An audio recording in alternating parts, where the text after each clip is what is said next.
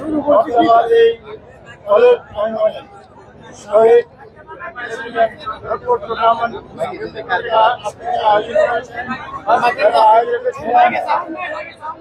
রাসেল ভাই আয়োজনে যারা ছিলেন রাসেল ভাই প্রথমে আমি আমাদের সভাপতি বুরহান ভাইকে আমি আন্তরিক ধন্যবাদ জানাচ্ছি।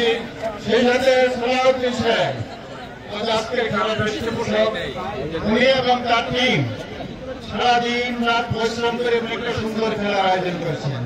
আমি আপনাদের সবার পক্ষে তাদেরকে একটা হাততালি দেওয়ার জন্য জানাচ্ছি। আগামীতে ইনশাআল্লাহ এইভাবে খেলার আয়োজন হবে।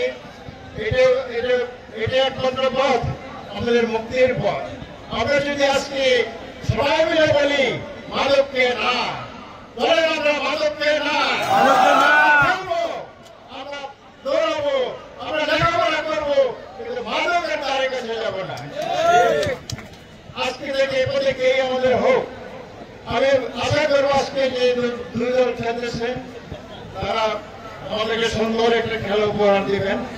খেলাধুলার মধ্যে জয় পরাজয় আছি, কিন্তু এতে করে মন খারাপ করার কিছু নাই, হার জিত থাকবেই। শুধু জেলাকে ধন্যবাদ জানাচ্ছি, কিন্তু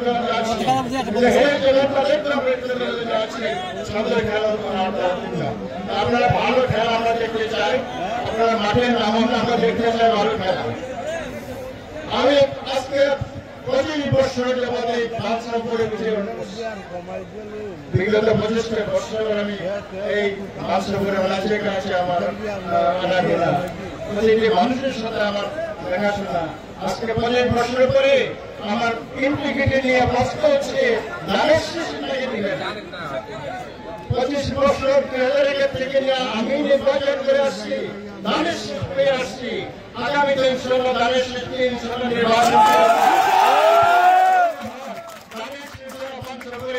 আর কোন দলের কোন স্থান নাই। আমরা চাই আমাদের সজ্জিত ধানের শীষ যারা 25 বছর লালন করে আসছি, আমাদের সমস্ত নেতা কর্মী দিনের পর দিন অত্যাচারিত হয়েছে, হাজার হাজার মামলার শিকার হয়েছে, তারা রাত্রে ঘুমাতে পারে নাই, তাদের ত্যাগকে বিঘাল জবাব দিতে পারে না। আমরা চাই আমরা আমাদের উপযুক্ত পুরস্কার আমরা অন্যায় অভিযানের বিরুদ্ধে আমরা প্রতিনিয়ত সংগ্রাম করেছি। বৈশ্বিক গভর্নমেন্টের এই অত্যাচারকে আমরা সহ্য করিয়ে 25টা বছর মানিয়েছিলাম।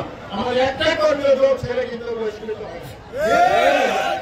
আজকে আমরা প্রমাণ করবো আমরা দানের শিশু পূজারী, আমরা বেগম খালেদা জিয়ার অনুসারী, আমরা শহীদ প্রেসিডেন্টের জিয়ার আদর্শে বিশ্বাসী।